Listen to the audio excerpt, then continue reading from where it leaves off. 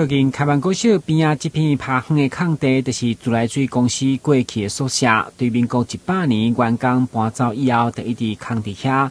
嘛因为学校停车空间不足，地方希望利用开辟成停车场，所以积极向立委陈廷辉甲议员陈英丁申请，提出相关单位到场会勘。自来水公司答应先将这片853平方公尺的空地，无想交由公所来协助利用。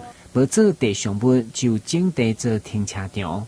在开元国小旁边这一块空地，自来水公司的空地其实已经荒废很久哈。那其实包含里长跟学校其实都一直希望说这个地方可以整理出来，让大家来做停车的使用。我想对附近的停车问题是一个大大的改善哈。所以今天非常感谢陈廷飞委员也邀集水公司，然后还有相关单位一起来现勘哈。那目前确立的这个方向哈，其实就是朝未来希望能够朝停车场的方式来规划。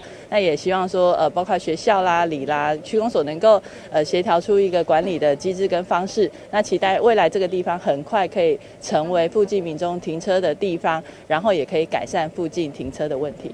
我们公司的这块土地哈，在我们没有活化以前哦，这后续会做活化了哈。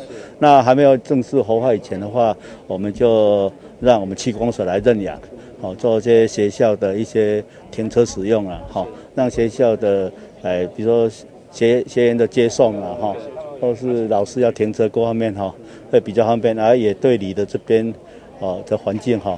会有一些帮助，这样。根据了解，因为学校伫校内登记以来，家长接送停车不足，嘛影响学生交通安全。加上空地若无好好管理，对环境卫生拢是真大影响。这摆自来水公司伫也未活化空间进前，先交由地方管理，跨出双赢的第一步。